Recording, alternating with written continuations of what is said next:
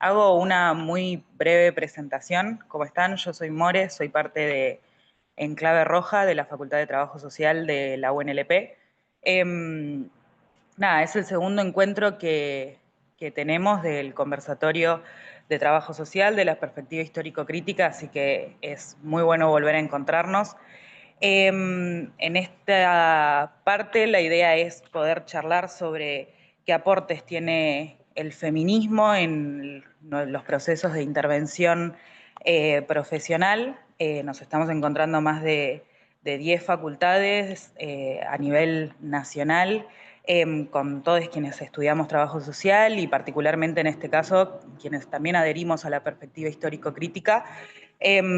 Así que un poco queremos charlar sobre eso, obviamente sobre en relación al feminismo y a cómo eso también atraviesa nuestra profesión, también sabiendo que es una profesión muy feminizada, que lo vemos todos los días, así que no quiero hacerla muy larga, así las compañeras pueden comenzar, pero presentarlas van a estar Silvina Pantanali, que es trabajadora social y docente también de acá de la UNLP, que quienes estamos acá igual la conocemos un montón, y Laura Ribeiro, que también es trabajadora social, así que muy contentos de poder, muy contenta yo de poder presentarlas y obviamente, nada, poder charlar sobre todo esto y la idea obviamente después es poder intercambiar, así que doy paso a que las compañeras puedan comenzar.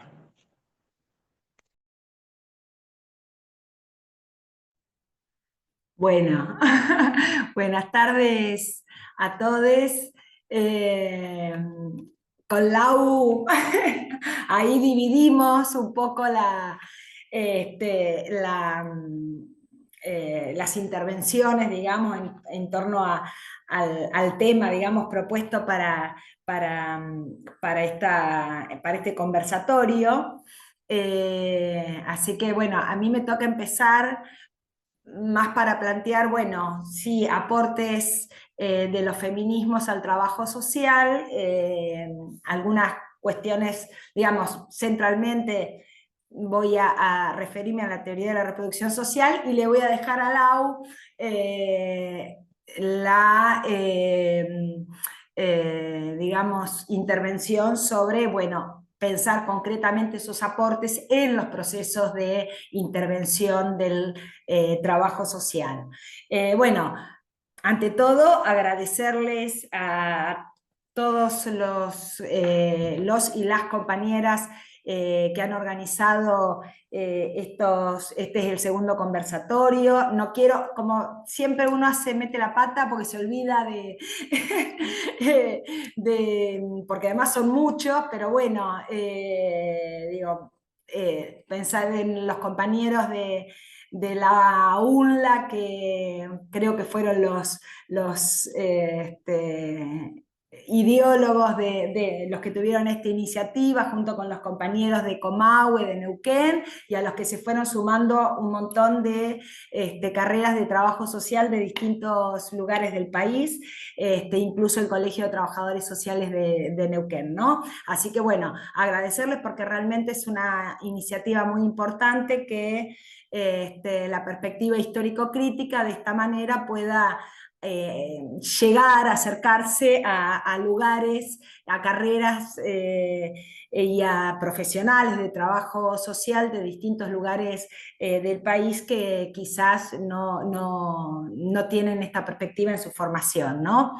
Bueno, para arrancar, no hacerla muy larga, y quiero que me avisen cuando hayan pasado 20 minutos, así meto la pata para cerrar, meto la pata en el acelerador. Eh, Primera cuestión con la que yo quiero arrancar es, digamos, decir por qué estamos hoy en este conversatorio de aportes de los feminismos, y es porque desde hace 10 años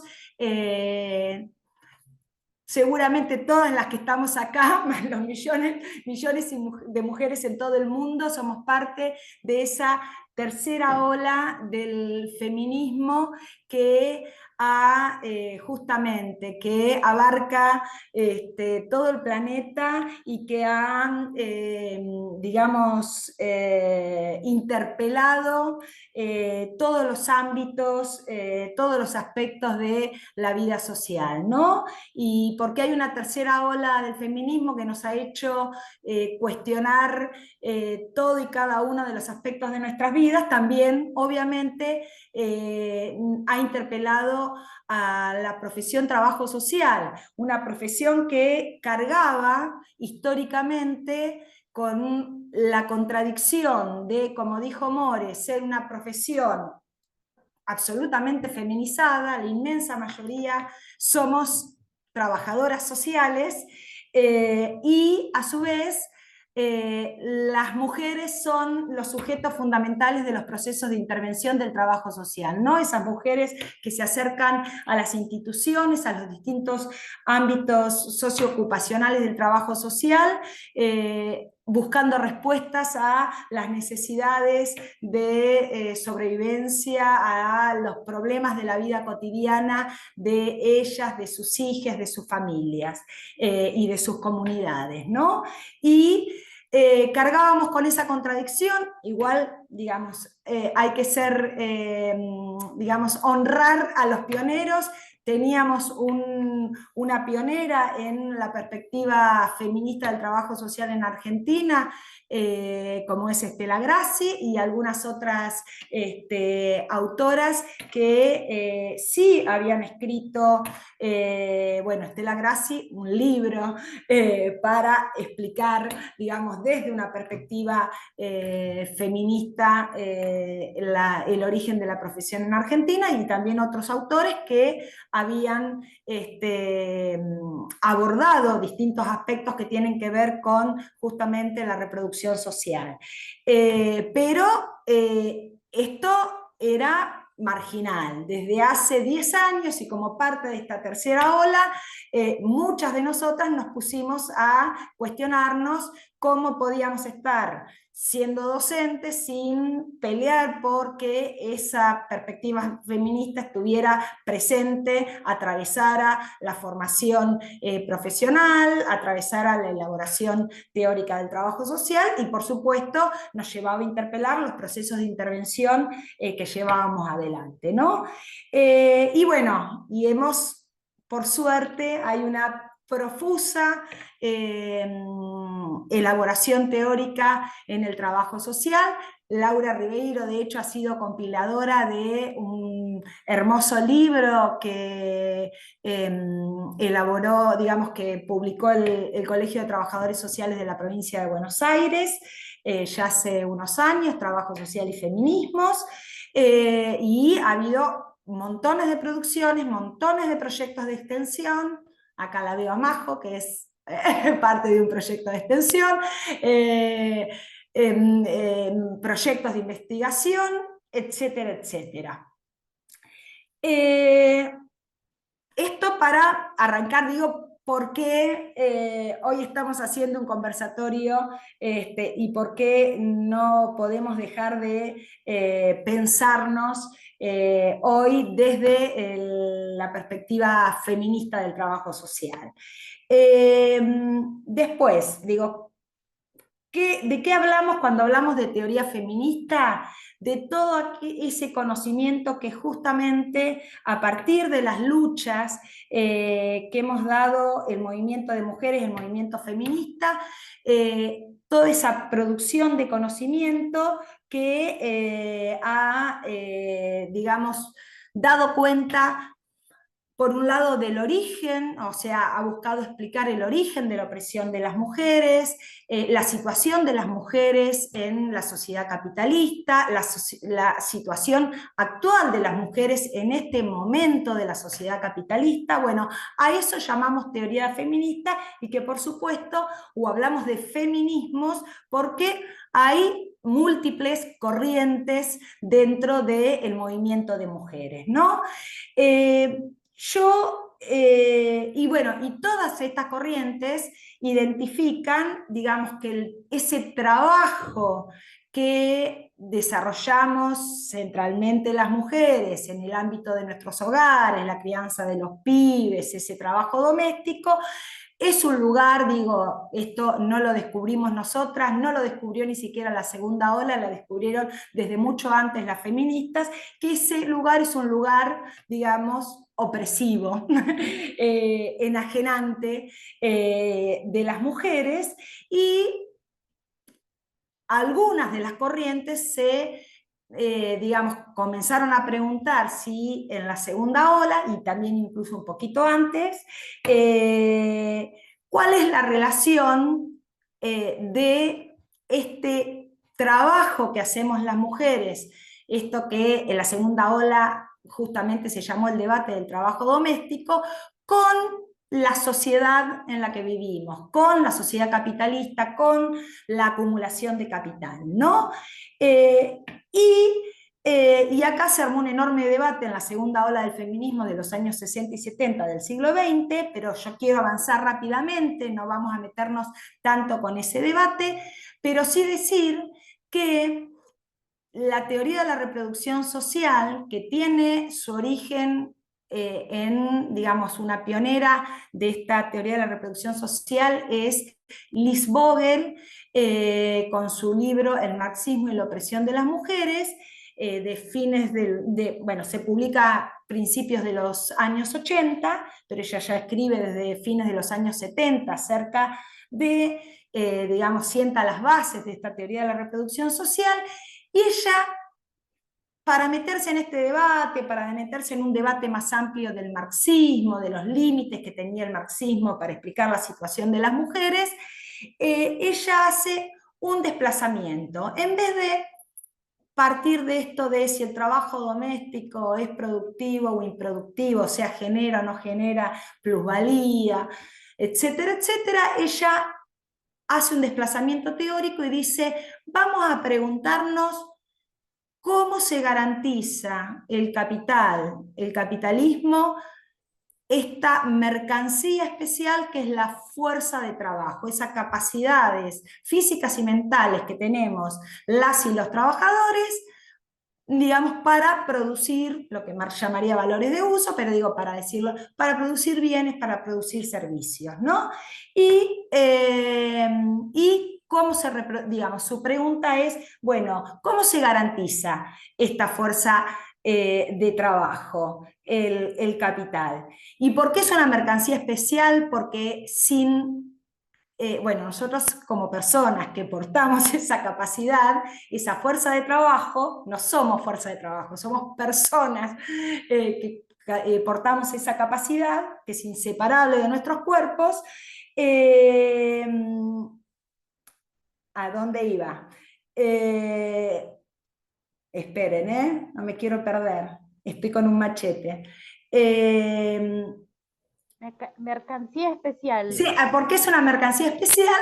Porque no hay posibilidad de producir mercancías y por lo tanto producir ganancias para los capitalistas si no estamos quienes justamente llevamos adelante esos procesos de producción, ¿no?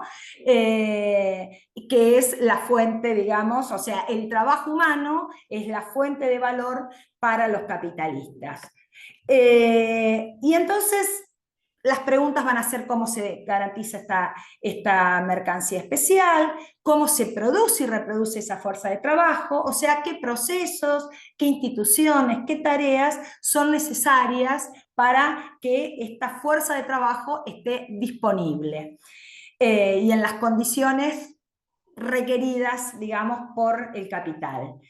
Y ahí Liz Vogel ubica, me adelanto digamos, pero para entender el meollo teórico de su elaboración, ella ubica una contradicción que hay en la sociedad capitalista, que es la contradicción que tienen las clases dominantes, los capitalistas, entre esa necesidad en el corto plazo de hacerse de la mayor cuota de plusvalía, de ganancias posibles, y esa necesidad a mediano y largo plazo de tener esa fuerza de trabajo disponible. O sea, esa contradicción que hay entre que esa reproducción de fuerza de trabajo tenga el menor costo posible para los capitalistas para apropiarse de la mayor cuota de plusvalía posible, ¿no? Y entonces es lo que, para decirlo en términos más simples, esa contradicción que hay entre producir nuestras vidas como personas que estamos obligados a vender nuestra fuerza de trabajo, pero producir nuestras vidas y producir ganancias. Y lo que Paula Varela lo dice de esta manera, pero lo dicen muchas autoras feministas, el capital y los estados capitalistas van a intentar resolver esta contradicción abaratando y degradando lo más posible las condiciones de reproducción de la fuerza de trabajo, ¿no? Ubicada esta contradicción y la respuesta a esta contradicción o el intento de resolución de esta contradicción, pasemos entonces a respondernos las preguntas de Liz Vogel. Va a decir, bueno, ¿de qué manera va a intentar que esa fuerza de trabajo garantizársela de la forma más barata posible?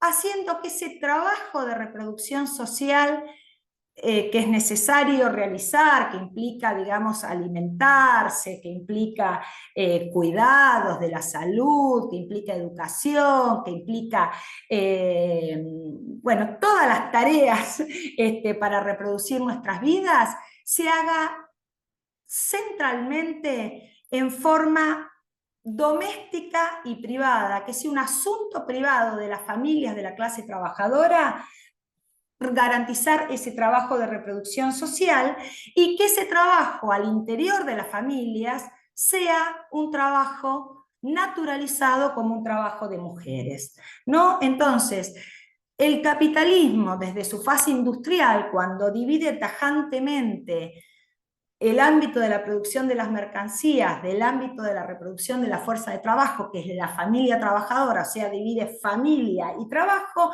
asigna el trabajo de reproducción, las responsabilidades de la reproducción de esa familia a las mujeres y tiene como trabajador típico a los varones en el ámbito de la producción de mercancía, ¿no? Entonces, la familia de la clase trabajadora, dice Liz Vogel, es el lugar social donde mayoritariamente se reproduce la fuerza de trabajo. Entonces ella ahí, digamos, responde a el debate, digamos, de esta relación que hay entre trabajo doméstico y capitalismo. Dice, la opresión de las mujeres, para sintetizarlo, no se explica por esa división sexual del trabajo que obviamente existe y es fundamental al interior de la familia, sino por la relación que esa familia tiene con la acumulación de capital, con esa relación estructural con la reproducción del capital. Y acá quiero hacer una aclaración. La teoría de la reproducción social no intenta dar cuenta de todo lo que tiene que ver con la opresión de las mujeres. Lo que da cuenta es de cuál es la base material que explica la opresión de las mujeres. Por supuesto, después hay otros aspectos que tienen que ver justamente con lo ideológico, con lo cultural, con las relaciones de género que no están explicadas por la teoría de la reproducción social, pero sí que esas relaciones de género tienen esta base material de opresión de las mujeres en esta teoría, ¿no? En esto que explican, en este trabajo, en esta responsabilidad asignada en el capitalismo a las mujeres como garantes del trabajo de reproducción social y de que ese trabajo sea realizado mayoritariamente al interior de las familias como un asunto privado. Ahora, todos y todas sabemos que también existen otros lugares donde también se garantiza parte de la reproducción de la fuerza de trabajo, ¿no? A lo largo de la historia sabemos que el Estado asume tareas como la salud, la educación, y muchas otras múltiples tareas, entonces, digamos, también es el Estado, pero también son las mujeres, cuando el Estado asume esas tareas que estaban antes en el ámbito de las familias y las comunidades, también son las mujeres las que van a ser trabajadoras, garantes de la reproducción social, trabajadoras ahora remuneradas en la educación estatal, en la salud. Y también sabemos que el mercado, digamos, también con el avance del capitalismo, cada vez se van a, y ni hablar en el neoliberalismo, a mercantilizar parte de estas tareas de reproducción social, ¿no? Se van a convertir también en fuente de ganancias de capitalistas, pero también van a ser mayoritariamente mujeres las que van a ser trabajadoras remuneradas en estos ámbitos mercantilizados de reproducción social, ¿no? Las escuelas privadas, la salud en el ámbito privado, la provisión, digo, los restaurantes, un montón de, digamos, tareas y actividades que tienen que ver con garantizar nuestra reproducción social como personas y como fuerza de trabajo. Entonces, en síntesis, para decirlo quizás como un axioma, lo que explica la opresión de las mujeres trabajadoras en la sociedad capitalista es que el trabajo reproductivo sea trabajo naturalizado y realizado como trabajo de mujeres, y que por ser trabajo de mujeres sea un trabajo o directamente gratuito o un trabajo desvalorizado, social y económicamente. ¿Qué otra cuestión? Digo, aquí la explicación, digamos, de la base material de la opresión de las mujeres. ¿Qué otro aporte hace la teoría de la reproducción social, que es el nombre, no lo dije antes, que tiene, digamos, que adquiere a partir del siglo XXI este desarrollo teórico de la corriente del feminismo socialista, ¿no? Que los procesos de reproducción de la fuerza de trabajo son diferenciados. No todos nos reproducimos de la misma manera. Y son diferenciados por clase, pero también son diferenciados por justamente género, por raza o etnia, por nacionalidad. O sea que los atributos biofísicos que tenemos y el lugar donde estamos, el lugar en el mundo donde estamos, donde nacemos, donde pertenecemos y donde vivimos, esa, digamos, que tiene que ver con la geopolítica, por decirlo de alguna manera, con la relación entre los estados, implican entonces, son vectores, digamos, de diferenciación de esa reproducción de la fuerza de trabajo. Para decirlo sencillamente, con algo, digamos, muy, muy obvio, no todos nos educamos en las mismas escuelas. Hay escuelas que educan a los que van a ser los futuros dirigentes políticos del país, y están las escuelas donde van mayoritariamente aquellos que con suerte van a entrar alguna vez al mercado de trabajo y van a ser trabajadores asalariados, ¿no?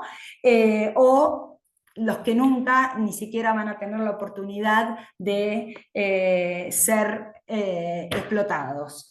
Entonces, en concreto, lo que intenta plantear la teoría de la reproducción social es que las diferencias de clase, y dentro de la clase de estas diferencias de género, de raza, de etnia, no empiezan cuando los trabajadores y las trabajadoras nos presentamos a trabajar, cuando buscamos trabajo, cuando intentamos vender nuestra fuerza de trabajo. Esa diferenciación empieza ya en el momento en que nos reproducimos, ¿no? Nos reproducimos como persona y por lo tanto nuestra fuerza de trabajo. ¿Qué otro elemento? Digo esto para pensarlo porque nosotros somos como trabajadoras sociales quienes intervenimos en estos procesos diferenciados de reproducción social de los sectores más pobres de la clase trabajadora, ¿no? Y otra categoría que me parece que es central para entender la cuestión social hoy y para explicar el lugar que las mujeres tenemos en esta sociedad, y es la categoría de crisis de reproducción social, ¿no? Dice una de las autoras, Nancy Fraser, la crisis que hoy tiene el capitalismo no es solo una crisis económica, no es solo una crisis política, no es solo una crisis ecológica, es también una crisis socioreproductiva o de reproducción social. Es una crisis de, o sea, la lógica que tiene el capitalismo a esa acumulación ilimitada de ganancias, de plusvalías, tiende a poner en riesgo las propias capacidades sociales justamente de reproducirnos, digamos, en tanto trabajadores, ¿no? Y esa crisis de reproducción social no es la primera que se produce, pero es la tercera, según Austin Fraser, en la historia del capitalismo. ¿Y qué caracteriza hoy a esa crisis de reproducción social y qué nos da las claves para explicar la cuestión social hoy, digamos, ¿no? Materia de trabajo de nosotras y nosotros como trabajadores sociales? Esta crisis de reproducción social, esta ofensiva capitalista neoliberal, lo que ha hecho es retirar, digamos, o reducir la protección social, ¿no? O sea, la precarización de las políticas sociales, el vaciamiento, la desfinanciación de las políticas y los programas sociales, por un lado. Entonces, esa parte del trabajo de reproducción social que era garantizado por el Estado o garantizado con mejor calidad y cantidad, vuelve en parte a las familias de la clase trabajadora. El capitalismo en estas últimas décadas de neoliberalismo ha incorporado como nunca en la historia a las mujeres al trabajo remunerado, justamente a los trabajos remunerados que tienen que ver con la reproducción social, digo, desde el trabajo doméstico, desde el cuidado de personas y desde todas las profesiones como el trabajo social, que desarrollamos tareas de reproducción social, pero nos ha incorporado, somos la mitad de los trabajadores del mundo, pero no nos ha dejado de asignar la responsabilidad de garantizar la reproducción de nuestras familias al interior de los hogares, ¿no? Entonces lo que ha hecho es ha sobrecargado a las mujeres en tiempo de trabajo y en responsabilidades reproductivas. Pero además sabemos la centralidad que hoy tienen las deudas, ¿no? Lo estamos viviendo hoy en Argentina, las deudas externas que a su vez, digamos, imponen a los países capitalistas dependientes como los nuestros, a políticas de ajuste estructurales que entonces agudizan aún más esta crisis de reproducción social cuando desfinancian políticas sociales, cuando desinvierten en infraestructura social, cuando privatizan los servicios públicos y entonces esto aumenta las tarifas, y todo esto justamente pone, digamos, cada vez más en riesgo las posibilidades que tienen las familias trabajadoras de garantizarse la reproducción de su vida, ¿no? Entonces, lo que ocurre hoy es que nos enfrentamos a una reproducción social dualizada. Por un lado, un sector de la clase trabajadora que puede descargar, podríamos decir, parte de ese trabajo de reproducción social en otras trabajadoras, trabajadoras domésticas, trabajadoras de cuidado, transfiere parte de su trabajo para justamente salir a trabajar, y entonces acá también varias autoras plantean cómo, para pensar específicamente el lugar de las mujeres más pobres, cómo, y de las mujeres migrantes, cómo esas mujeres más pobres, que en muchos casos son mujeres migrantes. En Argentina casi el 20% de las trabajadoras domésticas y cuidadoras son mujeres migrantes, son a las que se les transfiere este trabajo, y ellas transfieren ese trabajo o a sus hijas, o a sus madres, o a sus familiares, y entonces a esto se le llaman las cadenas globales de cuidados, donde se descarga, digamos, esta crisis de los cuidados que produce, digamos, esta forma de organizar el trabajo en la sociedad capitalista actual, ¿no? Entonces nos encontramos, por un lado, con esta reproducción social mercantilizada para un sector de la clase trabajadora, y una reproducción social que se privatiza, en el sentido de que vuelve aún más a las familias, con sobrecarga de trabajo para las mujeres, con intensificación de sus responsabilidades, con endeudamiento de las familias para poder sostener los gastos de consumo, y que entonces implican una mayor opresión de las mujeres trabajadoras, ¿no? Menor tiempo libre, mayor tiempo de trabajo y mayor costos en la salud de las mujeres. ¿Vengo bien con el tiempo? Para ir cerrando, ¿qué creo yo que aporta en la teoría de la reproducción social a la perspectiva histórico-crítica del trabajo social? Nos aporta estas categorías, yo nombré cuestiones centrales, ¿no? Hay que después profundizar en la lectura. Nos aporta las categorías, las mediaciones para pensar la base material de las mujeres con las que nosotros trabajamos, que son ni más ni menos que las mujeres trabajadoras, y para pensar nuestra propia situación como mujeres trabajadoras de la reproducción social remuneradas, ¿no? Como somos las trabajadoras sociales.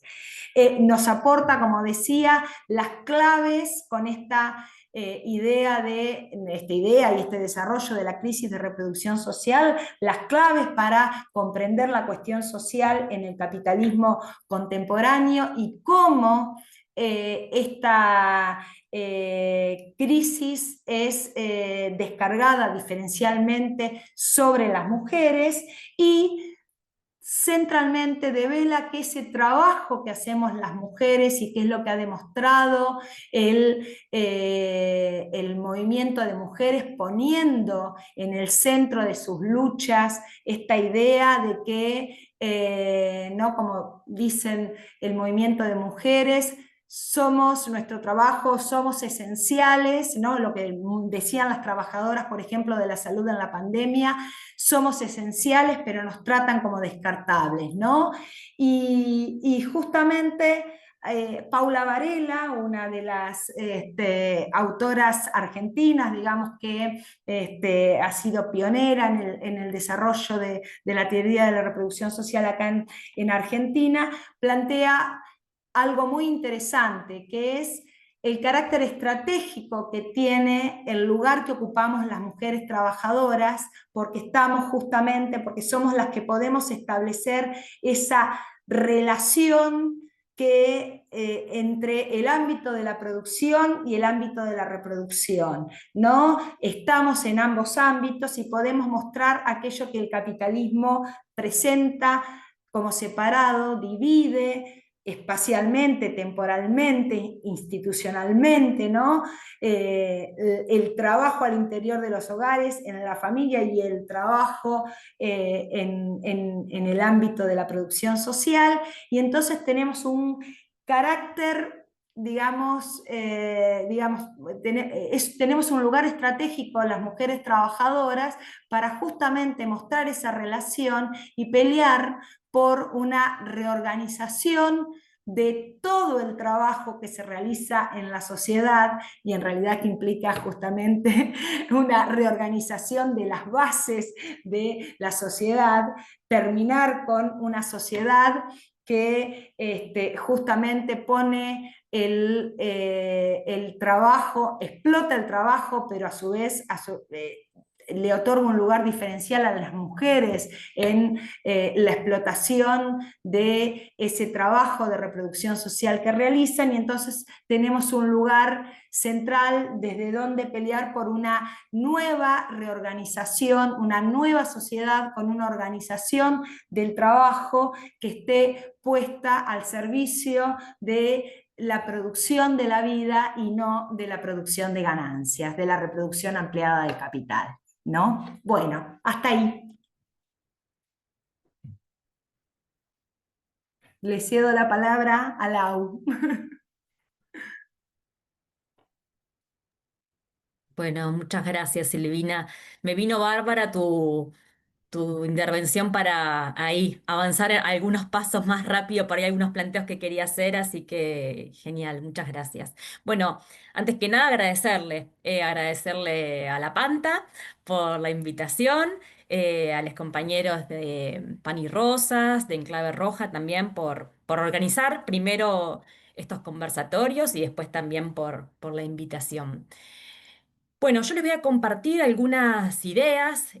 Seguramente parte de esto puede ser después en materia de debate en el intercambio, así que esa es la propuesta, digamos, tirar algunas ideas ahí en la medida en que voy pensando los aportes de los feminismos a la intervención profesional para después, eso, pincelar algunas cuestiones para después poder profundizar en la medida de sus intereses también en el momento del debate. Por ahí para arrancar, pensaba en analizar cómo llegamos a los feminismos, ¿no? Y se me ocurren dos grandes como maneras de acercamiento a los feminismos. Creo que la inmensa mayoría de los que estamos acá llegamos por espacios de militancia. Y ahí, en los últimos años, por ahí también en la línea de que hacía Silvina como una caracterización del movimiento feminista, viene siendo un movimiento muy masivo. En las últimas décadas, sobre todo, es un movimiento cada vez más masivo, lo podemos pensar a nivel nacional, pero a nivel regional y a nivel global también es un movimiento que sigue en crecimiento. Desde ese lugar, entonces, llegamos de las militancias pensándolos en los espacios más diversos, porque digo, puede ser la militancia desde los sindicatos, la militancia desde los partidos, las militancias desde organizaciones de mujeres, de espacios de disidencia sexual. En las últimas décadas, la inmensa mayoría de estas organizaciones vienen teniendo, digamos, como sus espacios donde puntualmente se discuten justamente las políticas que se quieren tener de cara al movimiento de mujeres o de cara a las disidencias, digamos, qué estrategias se van a dar en estos temas. Eh, entonces, en parte les decía, llegamos por experiencias de militancia, eh, que también obviamente se van entrelazando con saberes, ¿no? O sea, no es acá para dicotomizar teoría y práctica, ni mucho menos, digo, pero sí es desde un entendimiento de la necesidad de poner en acción, podríamos decir, poner en tensión y organizadamente diferentes estrategias para intervenir en esta realidad. Es verdad también que en el último tiempo, en las últimas décadas, viene creciendo como el mayor desarrollo, si se quiere, académico, cada vez hay más, desde maestrías, doctorados, especializaciones sobre las teorías de género, feminismos, perspectiva de género, al nombre que le queramos poner, eh, que también, digo, hay un sector de la profesión entonces que se acerca a estos debates, a esta teoría feminista desde un anclaje, si se quiere, más conceptual. Insisto, para mí igual no, o sea, es cómo se llega, lo cual no quiere decir que sean compartimentos estancos, ¿no? La realidad es que, por lo menos la caracterización que yo hago en general de los feminismos en Argentina es que tienen un fuerte carácter militante. Aún las más académicas suelen estar en la calle peleando por las cuestiones más fundamentales de las que vamos a estar de acuerdo.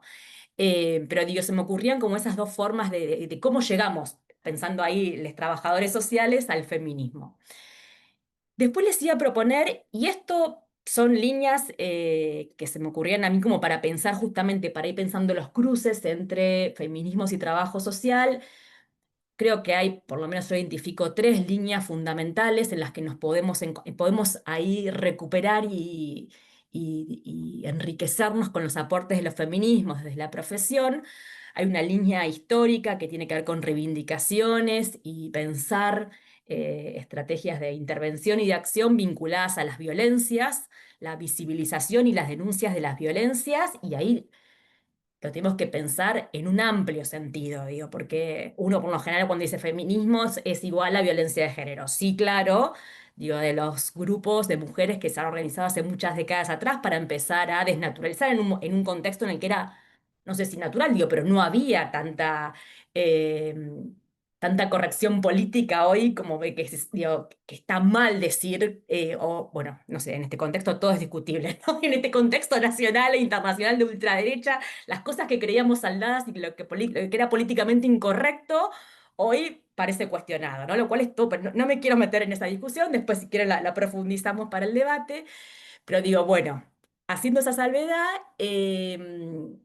feminismo, digo, por supuesto los feminismos han hecho una gran contribución a la denuncia y la intervención sobre la violencia de género, pero también a otras violencias. Y ahí, por ejemplo, yo quiero traer, porque es lo más cercano y creo que también ahí se relaciona con la profesión, eh, todo el trabajo que hay desde una matriz feminista en pensar la violencia contra las infancias. Más concretamente, en el último tiempo, la visibilización de la violencia sexual contra las infancias trae también, digamos, una denuncia de cómo funciona el sistema patriarcal, pero también digo, muchas feministas poniéndole el cuerpo a encarar ese tema que todavía sigue siendo un tema tabú en esta sociedad, y con estadísticas tremendas. Entonces les decía, por un lado está la línea de pensar y de visibilizar y denunciar las violencias, por otro lado todo el tema que tiene que ver con las sexualidades y la salud sexual, y ahí lo podemos pensar desde el despliegue del decidir sobre los propios cuerpos, tanto sea la utilización de diversos métodos anticonceptivos, por supuesto, la conquista del aborto voluntario y legal. Eh, y también ahí podemos pensar, si bien lo podemos pensar dentro de un plano más amplio de la salud, lo que fue también la conquista de la educación sexual integral como parte de, sí, la salud sexual en términos más amplios. Y un tercer eje tiene que ver con el que más desplegaba Silvina recién, que es la reproducción social y la reproducción de la vida.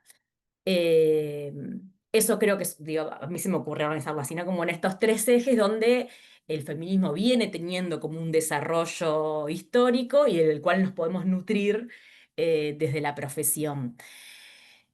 Por ahí para arrancar, yo también puedo hablar mucho, así que hágame en algún signo, hay alguien que me avise, andar redondeando. Yo quería recuperar esto que decía More en la introducción y Silvina también lo planteaba, del carácter feminizado de la profesión. Yo creo que en este sentido el feminismo nos invita a repensar este perfil feminizado que tiene la profesión y que es algo eh, realmente muy complejo, porque la profesión surge hace 100 años con este perfil y continúa casi inmutablemente un siglo después o sea, en los orígenes un 90% de los trabajadores sociales, asistentes, visitadoras, eran mujeres, y en la actualidad más, digo, más o menos sigue siendo esa la composición, con lo cual decir, vaya que hay rasgos que continúan, digamos, ¿no? Este es un rasgo, el del carácter feminizado.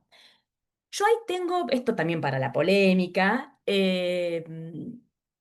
siempre pienso, digo, yo me formé hace unos 20 años, y cómo, digamos, desde la perspectiva histórico-crítica han ubicado claramente al trabajo social en la división social y técnica del trabajo, y cómo, no sé si tardíamente, pero digo, sí, tardó un par de décadas en llegar la ubicación de que también es un trabajo sexual, ¿no? O sea, digo, por supuesto que tendremos agradecimiento por mucho tiempo a los grandes maestros y maestras que han forjado la tradición de la perspectiva histórico-crítica del trabajo social, porque su legado es enorme. Sin embargo, en esta descripción que hacen de el trabajo social como profesión inserta en la división social y técnica, eh, digamos, el carácter sexualizado de la profesión no ha tenido la misma contundencia. Y yo creo que también es parte de, insisto, esto es para el debate, para la polémica después, eh, o no ha tenido la misma relevancia, no ha tenido el mismo desarrollo, me parece.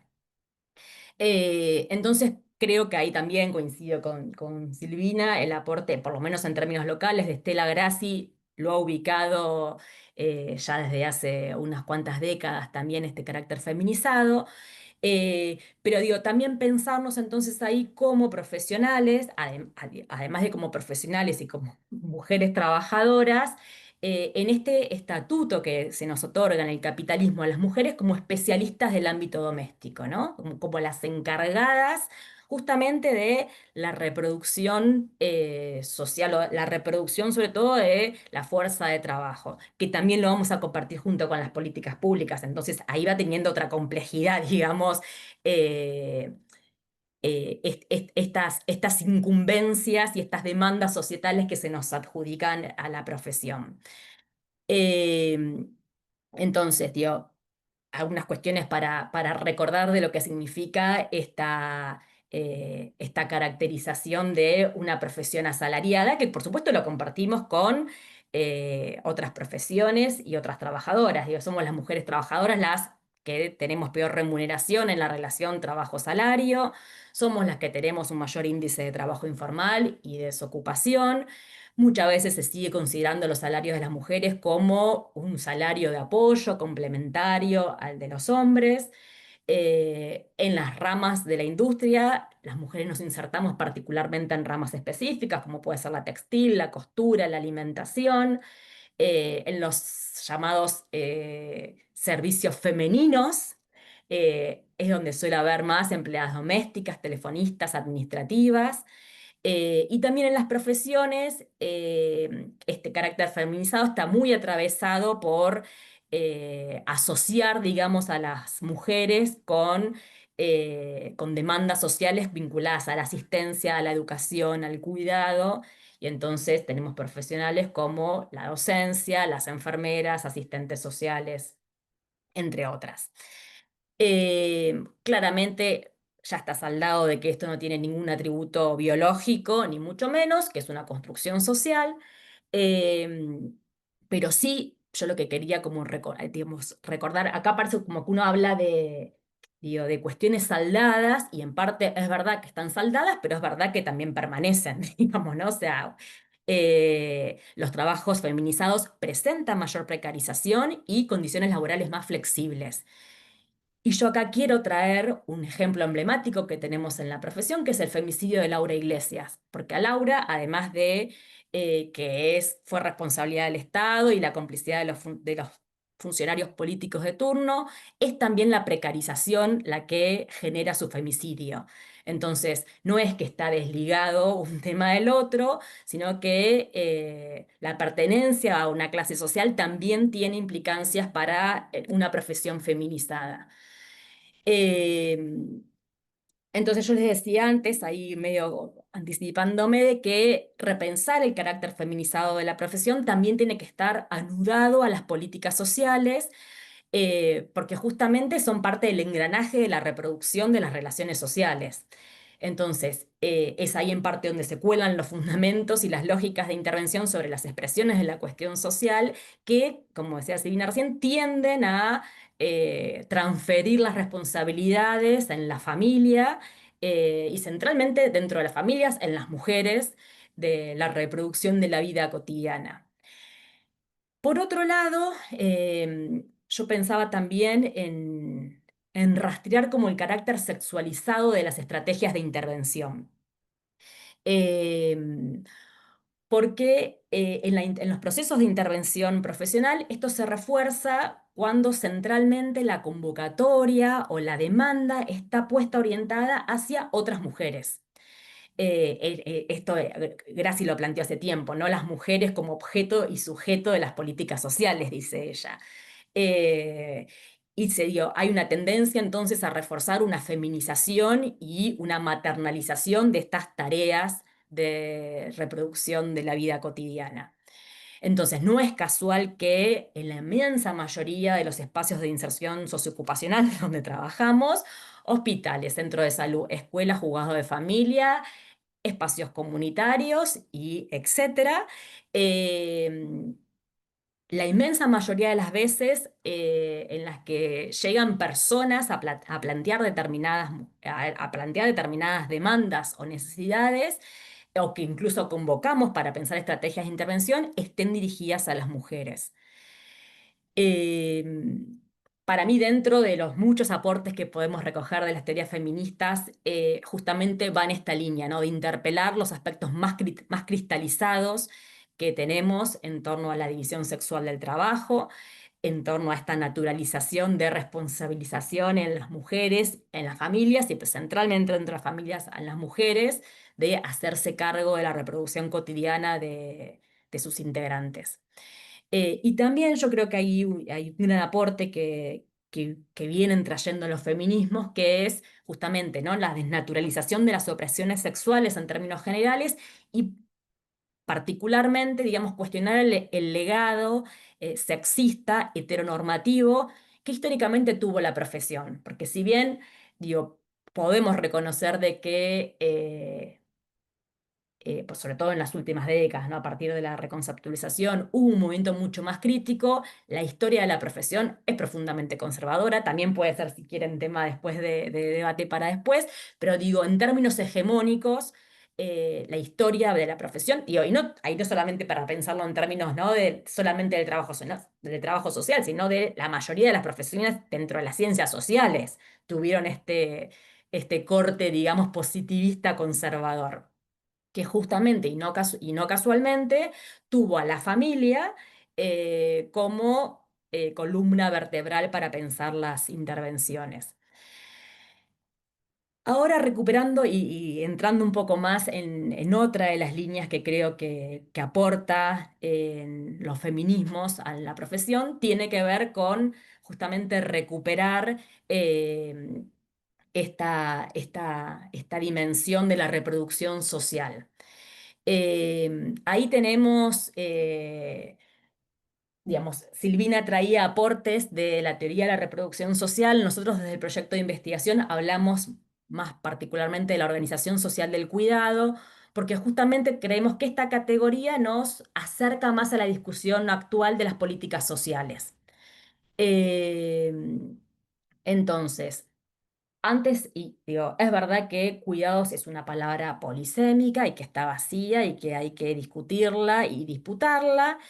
Es verdad que digo, uno prácticamente va por la calle y ve carteles de publicidades donde, digo, tranquilamente desde una farmacia hasta cualquier otra empresa puede decir algo sobre el cuidado, te cuidamos, ¿no? Como que está muy instalada, pero más allá de las modas temáticas que se pueden atravesar a las ciencias sociales, a los organismos internacionales, etcétera, es cierto también que la categoría de cuidado se instaló fuertemente, sobre todo a partir de la pandemia.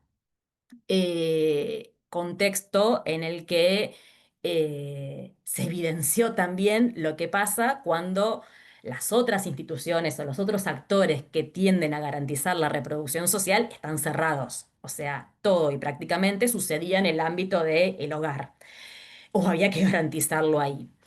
Eh, pero digo, más allá de estas cuestiones de instalación de ciertas temáticas en algunos momentos, yo ahí recupero también un aporte que trae Verónica Gago, donde dice, bueno, pero no solamente es una cuestión de moda, sino que esto se viene trabajando desde hace muchísimos años y ella ubica como un punto de inflexión o de visibilización los paros internacionales del 8 de marzo.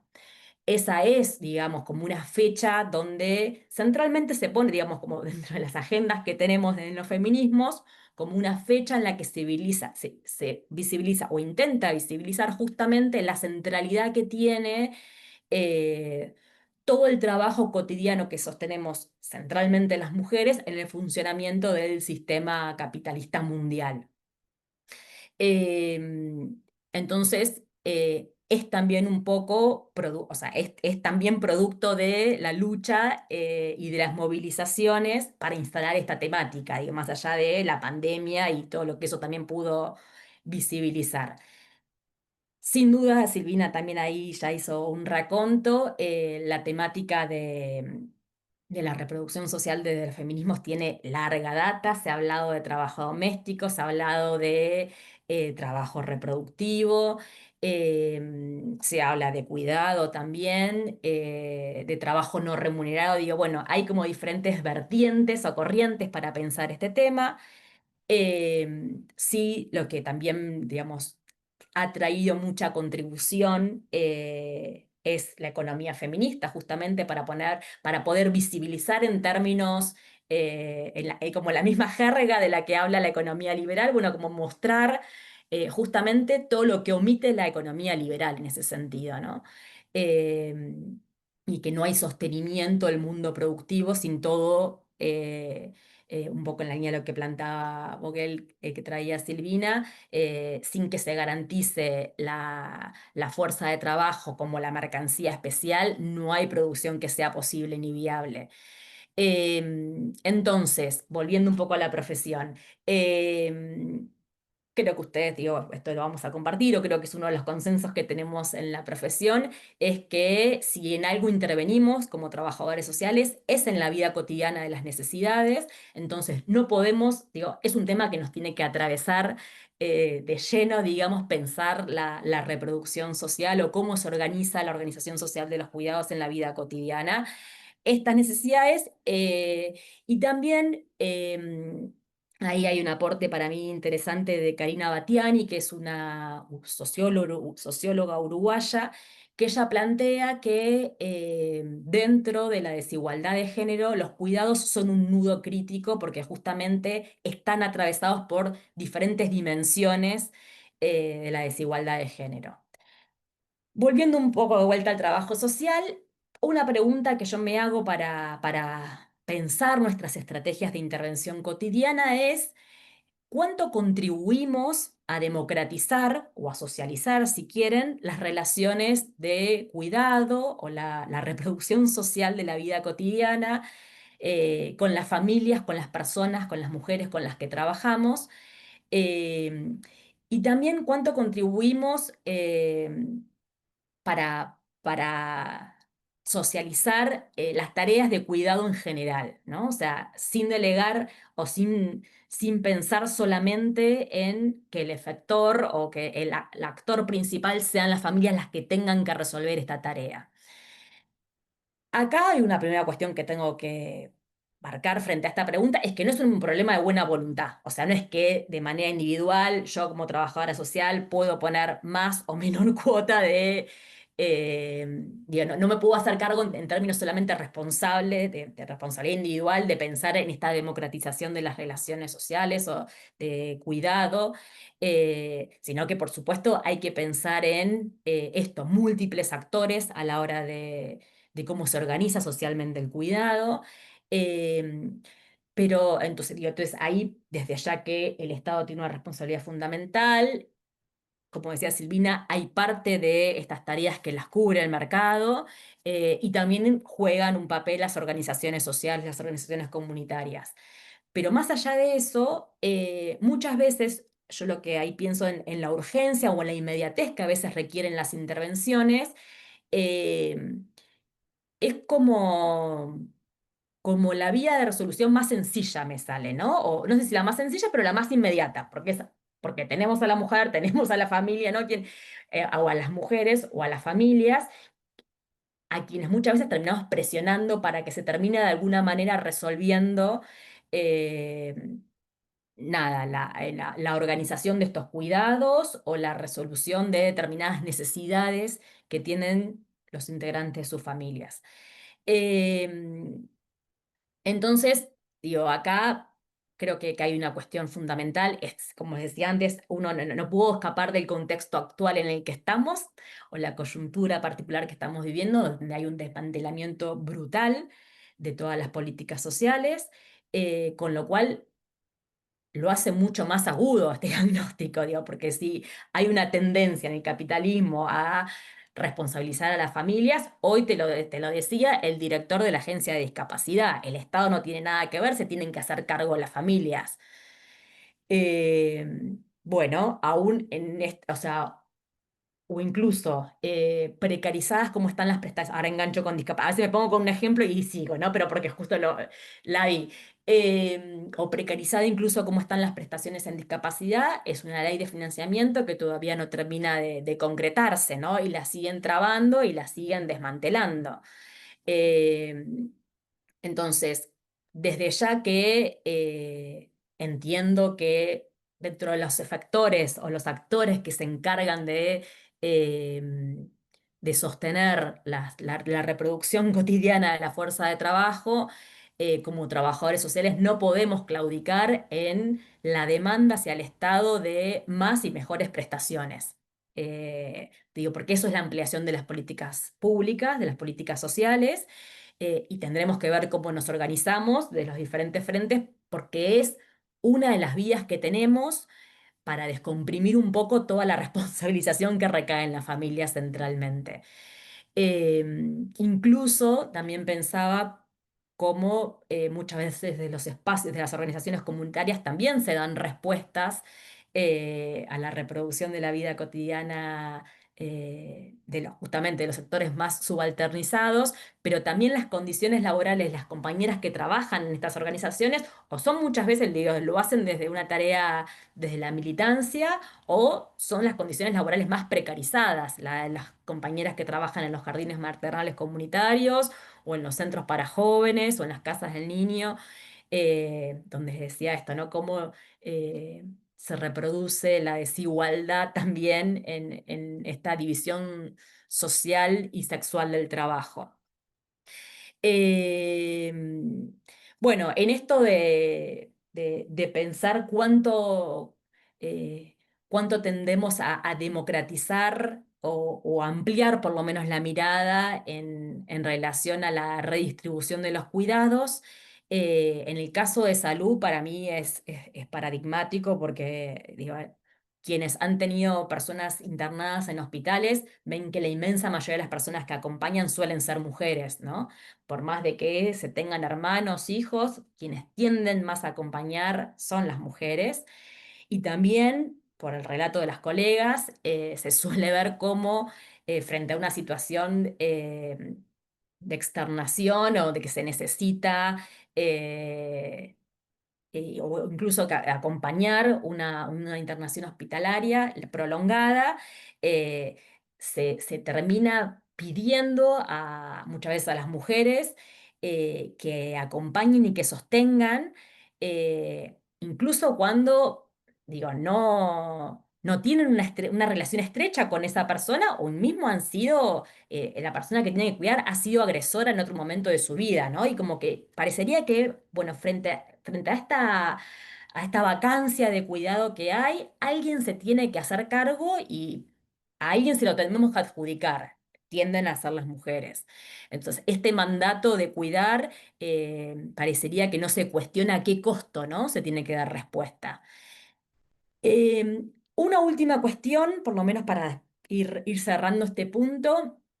Yo quería traer, vieron, bueno, por lo menos no sé, es mi lectura. Acá, por suerte, tenemos un encuentro muy federal, así que quisiera también ahí escuchar después qué otras repercusiones hay. Y vieron cuando se está con uno con un tema, lo ve mucho. Bueno, a mí me llama la atención hoy cómo se está instalando esta idea de los hogares monomarentales, eh, que son una realidad. En la provincia de Buenos Aires tenemos cifras donde un informe del 2023 dio que de cada 7 hogares, solo 7, de cada 10 hogares, solo 7 mujeres no reciben la cuota alimentaria en tiempo y forma.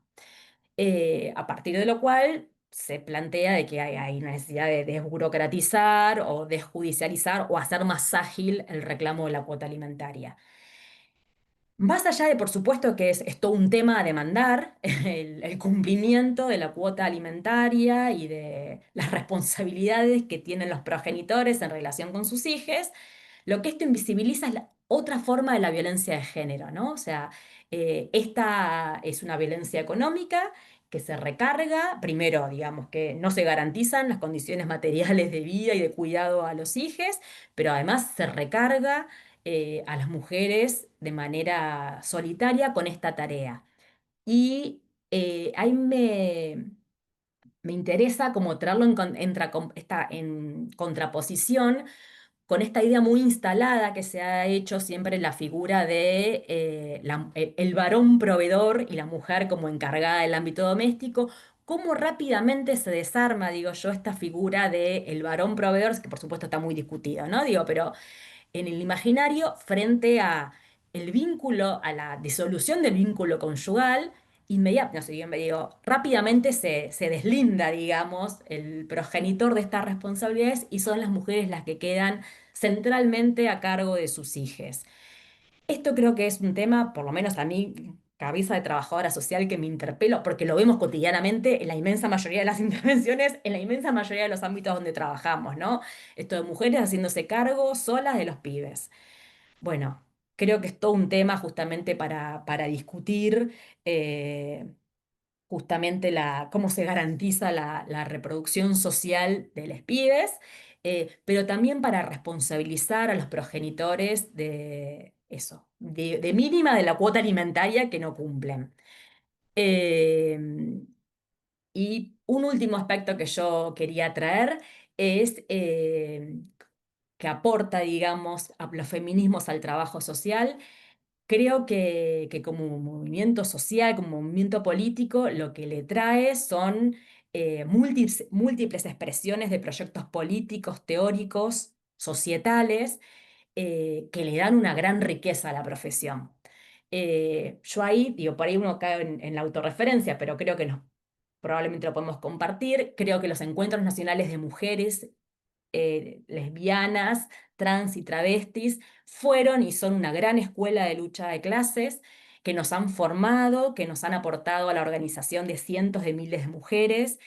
Y eso es una particularidad que tenemos en este país. O sea, seguramente en otros países tengan otra forma de organización, pero creo que para entender parte de la riqueza y la vitalidad del movimiento de mujeres, del movimiento feminista hoy, no podemos dejar de hacer referencia a los encuentros nacionales, plurinacionales hoy, porque aparte es eso, vienen de tan larga data que, claro, el nombre nos quedó chico, ya no podía ser nacional y no podían ser solo de mujeres, y está perfecto porque eso es parte del dinamismo justamente que lo otorga y que tienen los feminismos en la actualidad. Entonces, creo que a la profesión, en ese sentido, le aporta una gran potencia, ¿no? En términos justamente de discusión de proyectos societales que queremos encarnar como profesión también, y también como forma de distintas expresiones políticas en las que nos podemos organizar y de acción directa, porque si hay una característica también que tiene el movimiento feminista en Argentina, es que copamos las calles, digamos. O sea, más allá de diferentes tendencias, perspectivas y proyectos, el aborto se ganó en las calles y lo sabemos. Y ni una menos es también una expresión de que las redes no alcanzan y que hay que ocupar las calles. Em, yo a modo de cierre, también lo que quería pensar es, bueno, ¿y qué aportamos desde el trabajo social en los feminismos? Em, y creo que lo que nosotros aportamos a los feminismos, pensándolo humildemente, no somos una profesión chiquita, pero digo, creo que lo que podemos aportar es que tenemos la experiencia y las prácticas justamente de estar interviniendo en esta disputa por mejores condiciones de vida materiales. Em, y pensaba, ¿no? en esta gran consigna del ni una menos, que por supuesto se reivindica, digamos, y es una bandera que nos unifica, pero como también pensaba ahí en cabeza, como digo yo, de trabajadora social, tenemos nosotras, digamos, la formación y la lectura para denunciar y para entender como las múltiples desigualdades que hay atrás de eso, porque sabemos que no todo femicidio tiene la misma prensa, que no se habla de igual manera de las mujeres que mueren en las cárceles, ni de las mujeres migrantes, ni de las mujeres en situación de prostitución.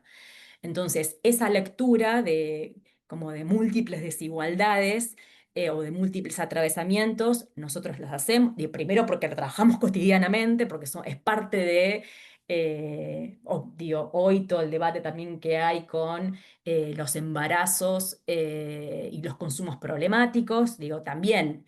Digo, son las pibas pobres que llegan a los hospitales públicos las que son las que se interviene, digamos, y probablemente hoy la intervención que se tiende a hacer en términos de los locales es la exclusión, es la separación de su progenitora. Entonces digo, nada, para seguir pensando, digo, tenemos esta lectura justamente porque estamos interviniendo cotidianamente con la clase trabajadora y con las mujeres, nada, que tienen estos, digo, tan disímiles atravesamientos. Eh, y también pensaba cómo nos insertamos también como profesionales en diferentes organizaciones que justamente nuclean estas líneas históricas que yo le decía al inicio. Por ejemplo, en la Red de Profesionales por el Derecho a Decidir tenemos compañeras muy valiosas, en las campañas contra las violencias también, en la Mesa Nacional contra el Abuso Sexual Infantil también. Entonces digo, estamos ahí justamente trayendo nuestras experiencias, trayendo nuestra formación, trayendo también nuestro compromiso en estas redes más profesionales que tienen como un diálogo, diría yo, permanente con los feminismos. Bueno, y para cerrar por ahí, traer esta idea que decía al principio, ¿no? De que muchas llegamos al feminismo desde un lugar de la militancia, y yo creo que este es un factor que le aporta a la profesión mucho dinamismo, porque no solamente nos ubica en tanto profesionales, sino también como militantes, justamente desde un lugar que nos impulsa a denunciar, a visibilizar y a luchar por mejores condiciones de vida sin opresiones ni explotación. Así que muchas gracias y bueno, la seguimos ahora en el intercambio.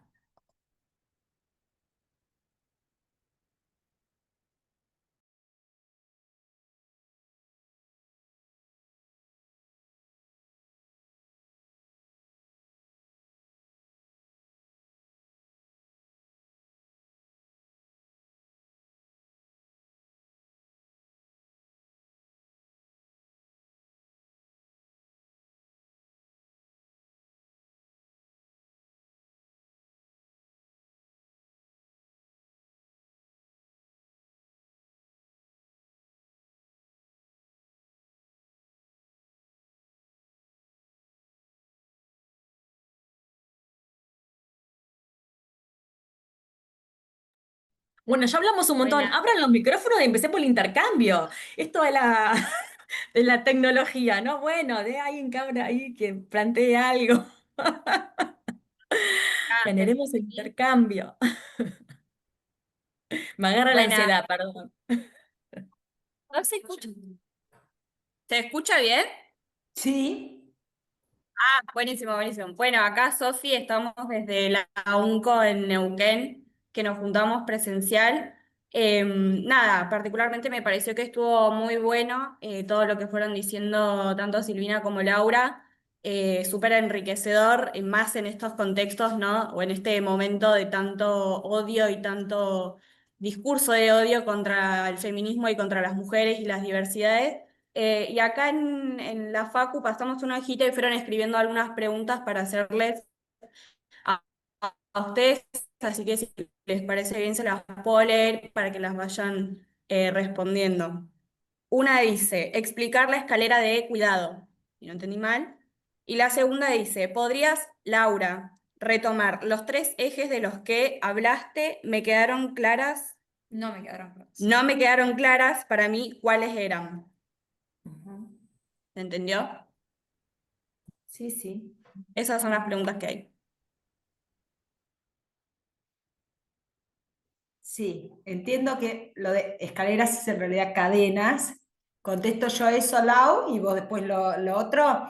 Eh, cadenas globales de cuidados. Digo, no sirve, no quiero hablar mucho, pero digo, ¿cuál es la idea? Porque acá es donde vieron, quiero decir muchas cosas a la vez. Por un lado, por lo que dijo Laura, digo, tengo total acuerdo con todo lo que dijo y lo que me parece interesante plantear, digamos, al auditorio que nos está escuchando es que justamente si con alguna otra perspectiva dialoga la teoría de la reproducción social es con la economía feminista. Me parece que, digo, y que en el ámbito del trabajo social está justamente empezando a preguntarse, ¿no? Me ha pasado, digo, por algunas tesis que dirijo y eso, bueno, ahí, ¿cuáles son, digo, más que las diferencias? Yo creo que hay mucho de puntos en común y de diálogos, digamos, entre teoría de la reproducción social y economía feminista. ¿Por qué? Porque lo que queremos visibilizar es que ese trabajo que hacemos las mujeres es fundamental para la sociedad en la que vivimos y es un trabajo o invisibilizado y por más que esté visibilizado, cuando está visibilizado es un trabajo absolutamente desvalorizado, ¿no? Entonces digo, me parece que ese objetivo común que tiene teoría de la reproducción social y economía feminista es la que permite este diálogo. ¿Qué es esto de las cadenas globales de cuidado? Y acá, digo, también con otra perspectiva que muchos conocen, que es la de la interseccionalidad, bueno, de cómo es esto de cómo se cruzan, intersectan. La teoría de la reproducción social dice que se co-constituyen clase, género y raza o etnia. Es justamente las cadenas globales de cuidados el mejor ejemplo de cómo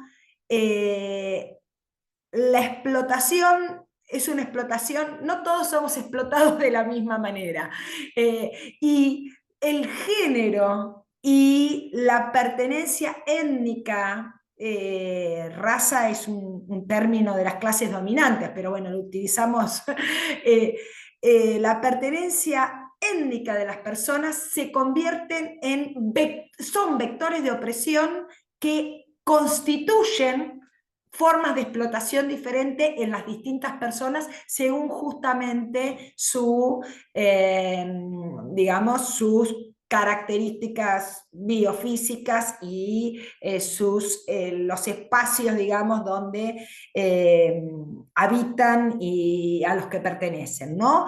Entonces digo, género, raza o etnia y clase, digamos, es lo que explican que son las mujeres pobres, racializadas y en general migrantes, las que cuidan, las que constituyen el último eslabón de esa cadena de cuidado. Son las que cuidan a las mujeres, a los hijos, a las familias, las que cuidan personas y hacen el trabajo doméstico para que otras mujeres trabajadoras salgan a trabajar y que probablemente esas mujeres trabajadoras que salen a trabajar hagan un trabajo que tiene que ver con el cuidado de otras personas, médicas, psicólogas.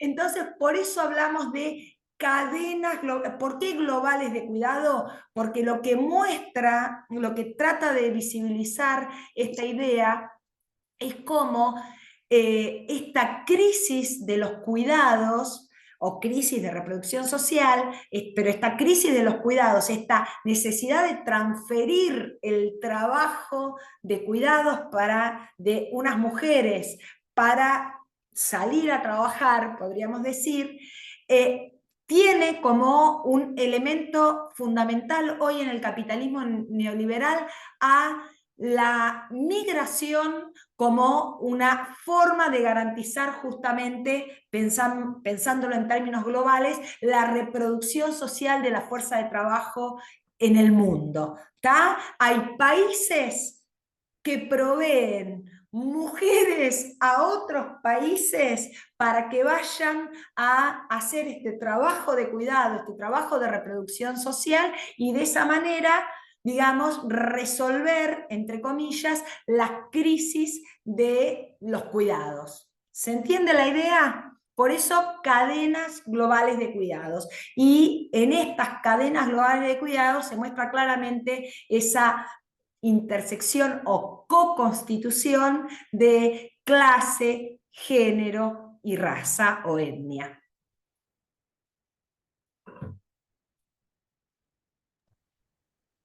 Sí, sí, la pregunta creo que era para ver cómo había pensado estos tres ejes. Yo les decía como cuáles son las líneas de reivindicaciones o de acción, digamos, que tuvo el movimiento feminista, pensándolo en términos históricos, ¿no? No solamente en último tiempo, pero que continúa, digamos, que tiene continuidad. Yo sé, siempre fue un tema para el feminismo las violencias. También pensándolo en términos de la salud sexual o las sexualidades, y ahí también podríamos incluir el placer, el erotismo, no solamente, digamos, no la cuestión más médica que sale como el pensar el cuidado de la salud, sino en términos más amplios, pero por supuesto también todo lo vinculado con la decisión sobre el propio cuerpo. Y por supuesto que el tercer eje es como el más grande que englobaría todo lo demás, ¿no? Pero digo, me quedaba bien para después continuar con lo que iba a plantear, pensar la reproducción social de la vida cotidiana, sobre todo pensándolo para el trabajo social y ahí cómo intervenimos en la vida cotidiana y vincularlo con el papel de las políticas sociales, centralmente, que es, digo, volviendo a la división social y técnica y sexual del trabajo, esencialmente, digo, por lo que surge la profesión y seguimos teniendo, digamos, legitimidad en la actualidad.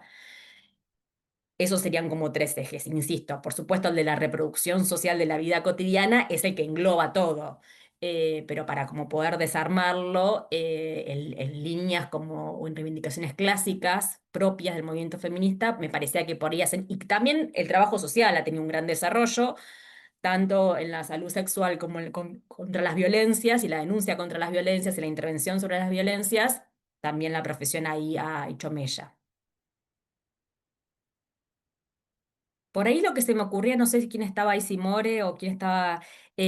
Por ahí podemos levantar varias preguntas para no ir contestando una a una o varias intervenciones y hacemos como un comentario general. ¿Te parece, Panta? Por una cuestión del tiempo también. Sí, Lau, ahí estoy viendo que están escribiendo Para, ¿eh?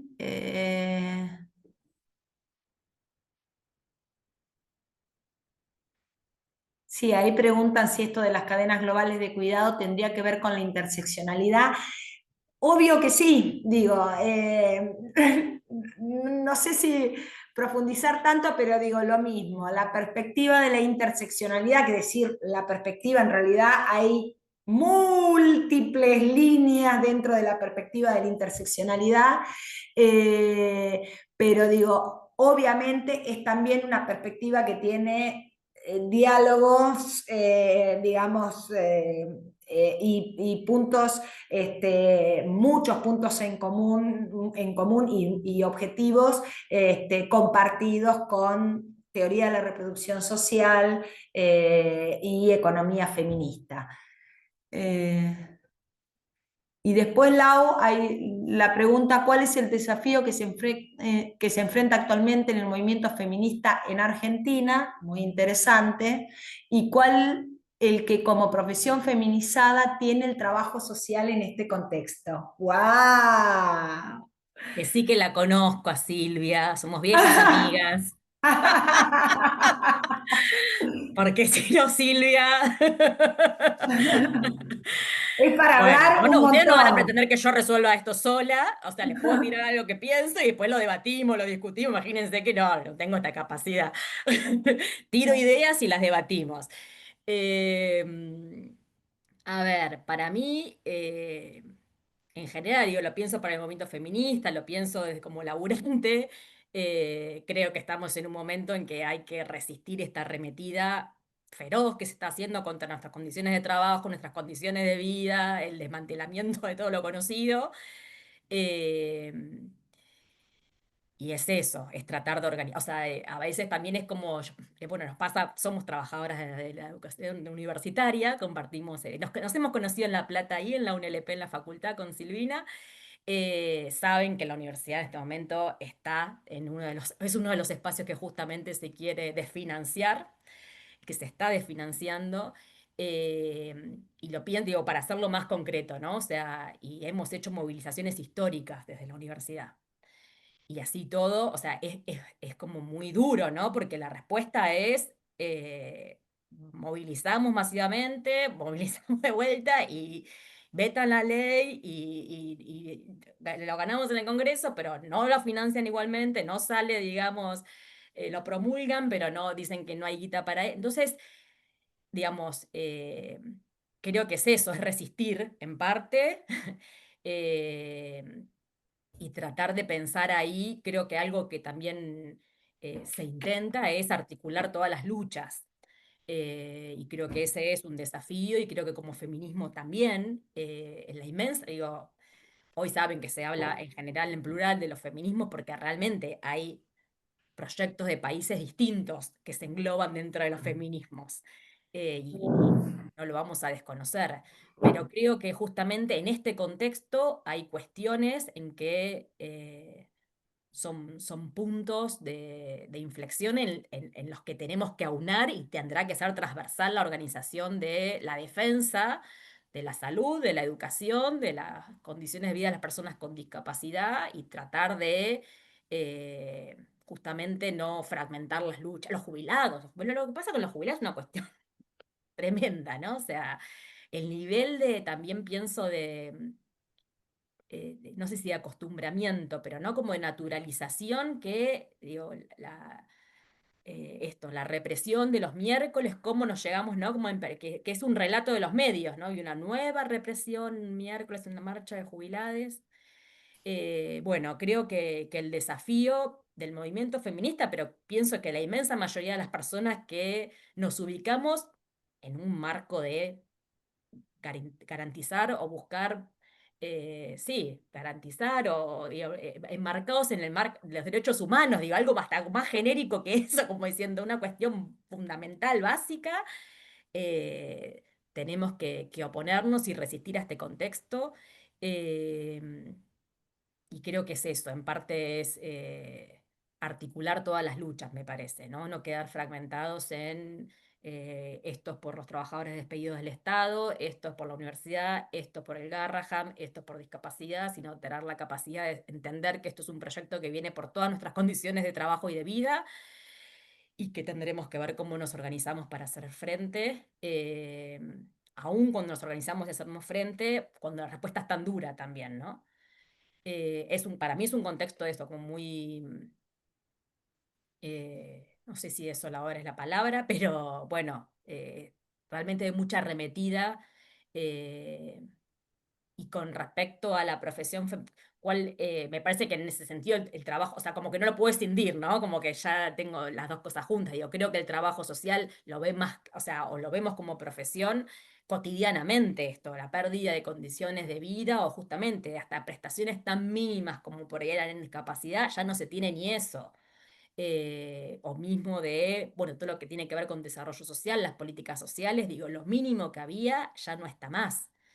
Entonces, me parece que es todo todavía mucho más, digamos, en función del desmantelamiento del Estado, lo que vemos desde el trabajo social es en la población usuaria, bueno, es cómo se sigue degradando las condiciones de vida. Pero dejo así, opinan otros también de este tema, esta gran pregunta que planteó Silvia Oliva, así que Silvia, vos si quieres decir algo también, está abierto esto. Sí, va en la misma línea, pero digo, por lo del desafío del movimiento feminista, creo que en Argentina y en el mundo, ¿qué están haciendo hoy las ultraderechas para dividirnos como clase trabajadora que somos o como clase que vivimos del trabajo, que somos la inmensa mayoría de la humanidad? O poner derechos del pueblo, de la gente, como quieran llamarlo, a derechos de las mujeres. Son los feminismos, son las disidencias los que se lleva, o sea, este es el discurso de las ultraderechas, ¿no? Como la de Milei. Bueno, estos qué cupo laboral traen, qué tantos derechos que se llevan y nos sacan como si las mujeres, las disidencias sexuales no fuéramos clase trabajadora, ¿no?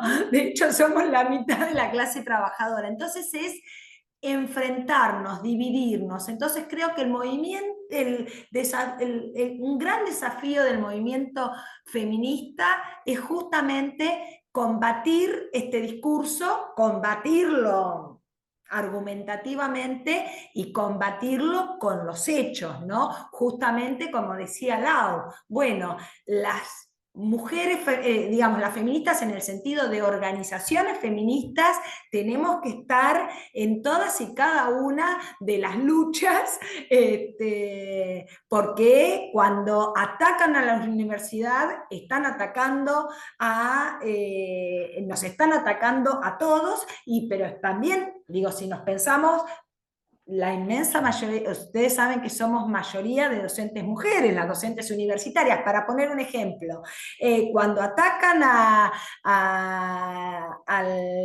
los derechos de las personas discapacitadas, eso implica centralmente recargar a las mujeres de lo que estuvimos discutiendo, de ese trabajo de cuidado de esas personas discapacitadas. O sea, cada uno de los ataques de este gobierno impacta directamente en las condiciones de vida y de trabajo de las mujeres. Entonces, digo, es mostrar, digamos, nosotros somos parte de todas estas luchas, digo, y esa es la manera también, digo, de combatir en las calles el discurso de odio hacia las mujeres y las disidencias del gobierno de Milei y de las ultraderechas en el mundo que atacan los derechos conquistados, ¿no?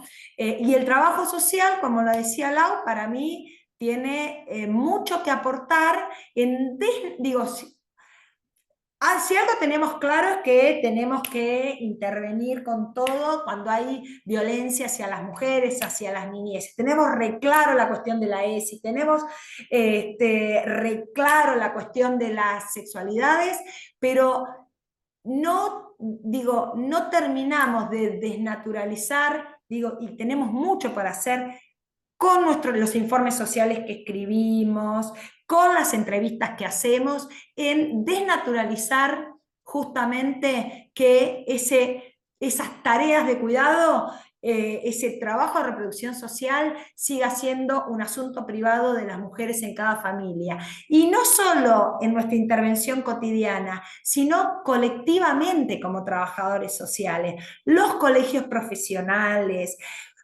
en nuestra participación, porque además, como le decía, somos militantes feministas, pero muchas también somos o hemos sido delegadas sindicales, gremiales en nuestros lugares de trabajo. Entonces, en todos esos lugares nosotros tenemos que dejar, digamos, exigir colectivamente que el Estado vuelva a asumir y además se haga cada vez más cargo de estas tareas, ¿tá? Porque, digo, otra última cosa que digo, justamente, y ahí como pasando el chivo, digo, un libro que todas hemos alguna vez mencionado, que es el libro, no me acuerdo si se llama Marcela Nari, o sea, las políticas sociales en Argentina son políticas maternalistas, consideran que lo mejor que le puede suceder a un niño, a una persona discapacitada enferma, es que la cuide la mujer adulta de la familia y el Estado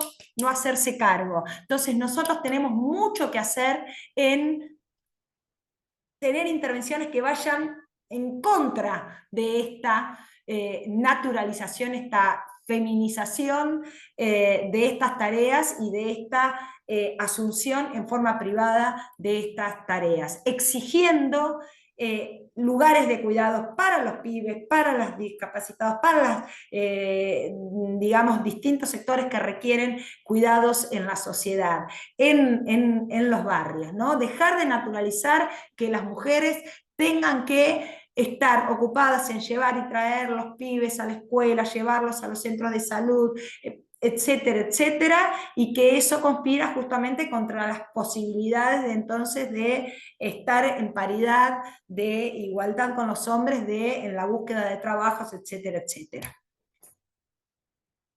Nada más. No, Nari es el... Ah, pues, Ahí Majo tenía la mano levantada hace un rato. sí. Buenas. Bueno, un poco Silvina hizo la reflexión que quería compartir. Primero agradecer y muy feliz de escucharlas.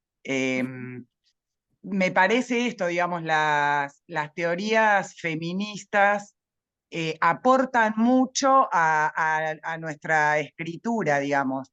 Tenemos que apropiarnos como en esa línea, quienes hacemos informes, en mi caso hago pericias, no siempre me toca, digamos, me toca más el lado oscuro porque generalmente a las personas que yo veo son a a los varones que ejercieron violencia, pero la mayoría de los casos son mujeres las que los van a recibir.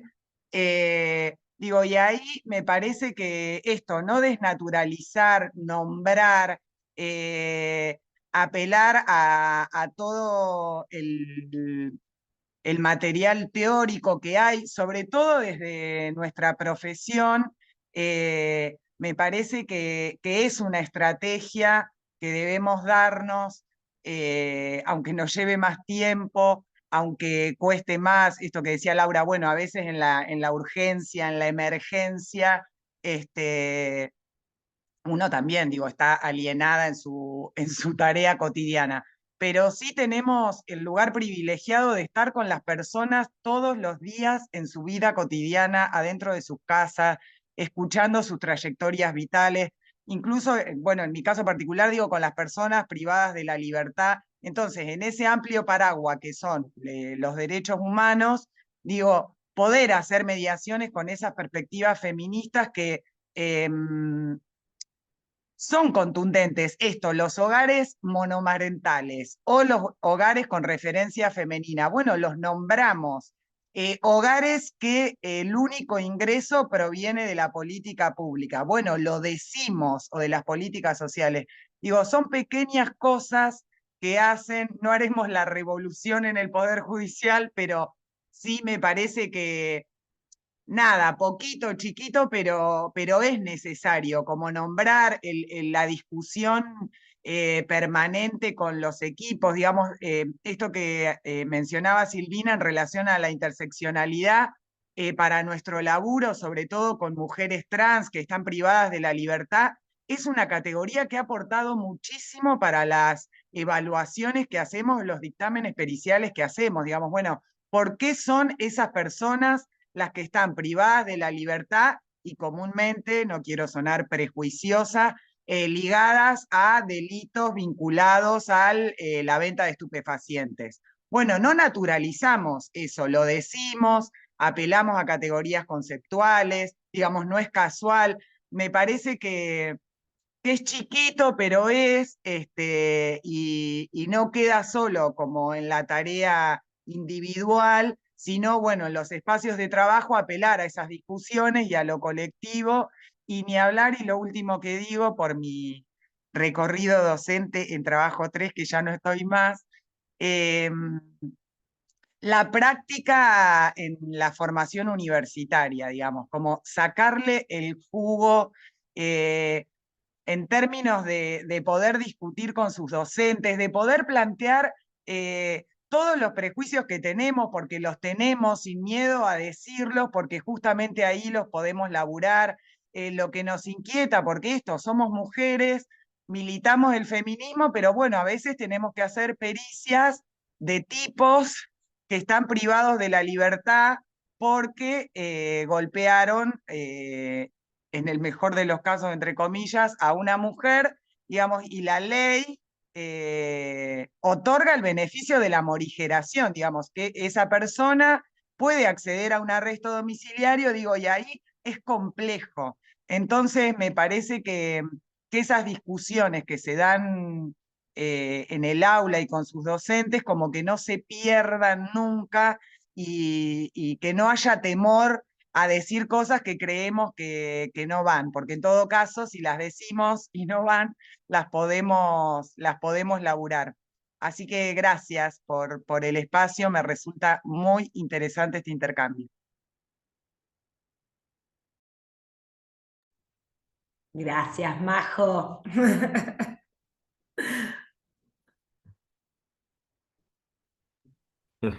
Gracias. Ay, no sé si se ve. A ver. Aquí. Ay, Hola, hola. ¿se escucha? Sí, sí. Bueno, primero obviamente agradecer este encuentro, realmente muy enriquecedor.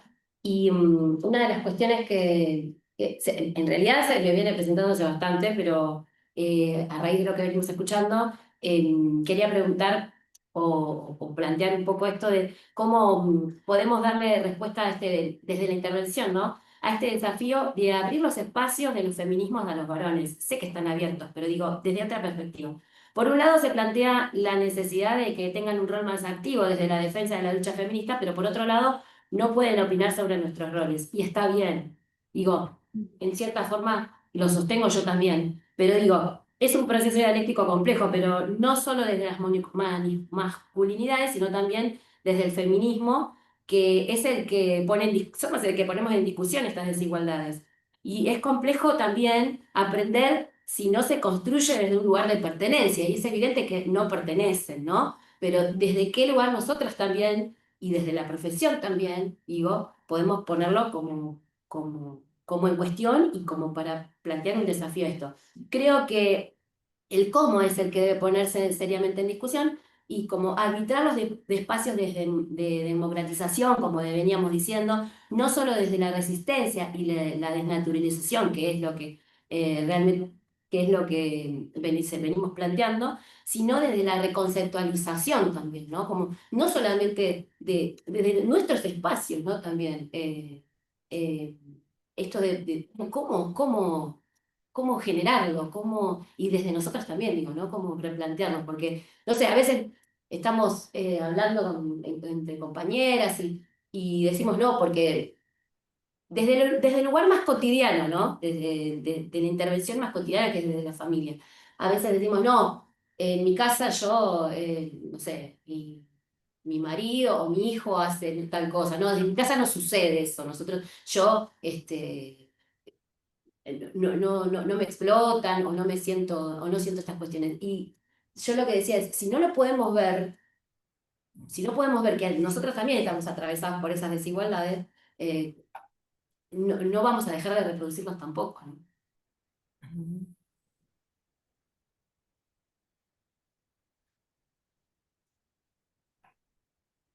Lau. No sé si se entiende también, ¿eh? Es una gran pregunta que sobre todo en este último tiempo viene, parece, tomando como más resonancia en los feminismos de qué pasa con los varones, qué hacemos con los varones y la masculinidad. Vamos a decirlo así. Y está toda la discusión, si son aliadas, ¿no? O sea, ese es como un debate, un gran debate. No lo vamos a simplificar. Pero a mí, o sea, lo tengo más procesado como trabajo social que como feminista, te lo puedo decir desde ese lugar. O sea, me es más fácil pensarlo como profesión que es del movimiento feminista, que sé que es esto, como un gran debate. Entonces, como para no meterme en esa, voy por el lado de la profesión, porque aparte lo planteas en términos de intervención, entonces me queda más cómodo desde ahí. Yo creo que es una gran tarea pendiente. O sea, cuando decimos democratizar las relaciones sociales o democratizar las relaciones familiares, digo, es eso, es decir, esto hay que distribuirlo. La organización de la reproducción de la vida cotidiana tiene que ser organizada de diferente manera. Por algún lado hay que empezar, desde ya que no se resuelve solo en el ámbito de la familia o de la unidad doméstica que se tenga, pero en algún lado hay que empezar también. Y si no, porque en alguien va a recaer y si no va a ser en las mujeres centralmente. Entonces me parece que ese debate se viene dando y hay que seguir profundizándolo. El otro día en una clase decíamos, bueno, esto de las paternidades, ¿no? También que van tomando como un nuevo, digo, hay por lo menos en algunos sectores lo que decíamos es, empieza como a tener otro lugar las paternidades, ¿no? Entonces lo que algo parecía como raro de que un padre llevara a sus hijos al centro de salud a diferentes lugares, hoy empieza para algunos sectores a ser más común, pero falta mucho, sabemos también en este sentido. Creo que esa es una línea. O mismo esto, o sea, vuelvo, perdón que esté monotemática, con el tema de la cuota alimentaria, o sea, o sea, es un indicador de todo lo que nos falta todavía, o sea, lo mínimo que es pagar la cuota alimentaria, o sea, 7 de cada 10 no lo hacen en tiempo y forma en la provincia de Buenos Aires. El índice de crianza, digamos, creo que es una herramienta que ayuda también para discutir justamente esto, cómo se sostienen los cuidados de los pibes. Pero creo que hay mucho por trabajar. Eh, pienso, bueno, incluso pensándolo también en términos en materia de salud, que por ahí es lo que vengo más trabajando este último tiempo, también, digo, ¿cuántas políticas hay dirigidas hacia, digo, el sistema de salud está pensado sigue pensado centralmente para las mujeres y las niñas. Digo, para los varones llegan cuando están hechos goma ya. Entonces, digo, también ahí es un desafío pensar ahí un sistema de salud que pueda generar otro tipo de prestaciones para los varones. Ni hablar para las disidencias, digo, dejar de centrar, digo, sigue estando muy centrado en la capacidad reproductiva de las mujeres o de los cuerpos gestantes del sistema de salud. Eso es digo, pensando en intervención, es una deuda pendiente también. Bueno, nada, digo, creo que hay mucho por hacer. Se me ocurren más líneas de intervención como trabajadora social porque sé que para los feminismos es un gran tema, pero digo, creo que se va avanzando, ¿no? Y pensar esta idea de las masculinidades nos da un paraguas y no pensar solamente en las masculinidades para los varones que ejercen violencia, porque creo que eso es un corset también, creo que lo tenemos que pensar en un término mucho más amplio. Pero bueno, nada, te cedo la palabra si seguimos discutiendo estos temas. No, acuerdo totalmente con lo que dice Lau. Solo agregar esto, digamos, me parece que los feminismos que estamos aportando o intentando aportar con Lau es justamente pensar una sociedad capitalista, patriarcal y racista. Entonces, digo, no es un problema, o sea, estamos, digo algo muy general, pero digo, el problema, la cuestión no es varones contra mujeres. Nosotros no luchamos contra o no intervenimos contra los varones, intervenimos contra el patriarcado, contra el machismo que muchas veces las propias mujeres reproducimos en nuestras intervenciones, ¿se entiende? Entonces digo, me parece que, y ahí sí lo llevo me parece que entonces tenemos que pensar en las intervenciones. Yo sé que es difícil, pero tenemos que pensar, pues digo, cuando pensamos en términos de violencia de género, pero tenemos que pensar en nuestras intervenciones qué podemos hacer justamente para interpelar ese machismo, para interpelar esas relaciones de dominación, de subordinación que los varones ejercen digamos, intentar justamente transformar ahí subjetividades, que no es solo una cuestión, y esto también valga la aclaración, no es solo una cuestión de transformar subjetividades, de modificar discursos, de modificar ideologías, sino también tienen que cambiar cuestiones, bases materiales de la sociedad para que, porque, para decirlo de otra manera, los femicidios en Argentina, una mujer por día que muere, no es un problema de machismo como una cuestión de varones agresores, digamos, es el último eslabón de una cadena de violencias que se ejerce en toda la sociedad y que termina como último eslabón en que un varón termine asesinando a un varón, que en general es pareja o expareja, termine asesinando a una mujer. Pero para que eso suceda, para que en Argentina muera una mujer por día, es porque se naturaliza violencias hacia las mujeres, múltiples violencias que son ejercidas desde el Estado, desde las distintas instituciones, desde todos los ámbitos de la vida social. Entonces, lo que tenemos que transformar es esa sociedad que naturaliza todas esas formas de violencia hacia las mujeres, ¿no? Mujeres y disidencias.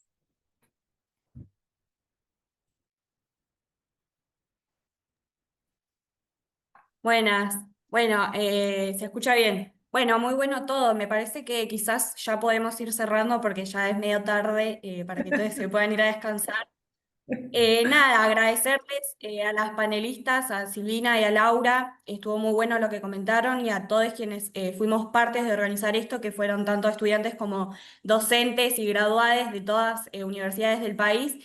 Nada, comentar un poco eso que decían ustedes en un contexto en el que venimos en la universidad, además particularmente en crisis, atacadas por el gobierno de Javier Milei, que justamente algo que hace es ponernos al movimiento de mujeres y diversidades como sus enemigos. Pero después también tenemos por otro lado a los sectores que nos culpan o que nos dicen que nos pasamos 3 pueblos. Bueno, es en ese marco que para nosotros es fundamental poder tener estos espacios de organización, como ustedes decían, de que militemos, digamos, que peleemos por cambiar de raíz esta sociedad por otro tipo de sociedad que no nos oprima, que no nos explote en todos los niveles que lo hace, y para eso necesarios son estos espacios, digamos, ¿no? Para plantear un trabajo social crítico y para que veamos y que estudiemos realmente qué tipo de profesionales queremos ser. Agradecerles eso por un lado y bueno, que nos podamos seguir encontrando para además también poder usar estos espacios justamente que tenemos en la universidad, como los centros de estudiantes, como las secretarías, todos espacios que creemos que tenemos que poner en pos de enfrentar estos gobiernos y de poner nuestras demandas en el eje, como es el feminismo, como son las diversidades, como es la defensa de la educación pública. Así que creo que nada, eso, agradecer y felicitar creo a todos porque me parece que estuvo muy bueno y que vamos a tener que seguir haciendo más de esto porque parece que siempre quedan muchas cosas pendientes. Bueno, aplausos para los organizadores y a todo el auditorio. Muy bueno este espacio, realmente. Muchas gracias a todos.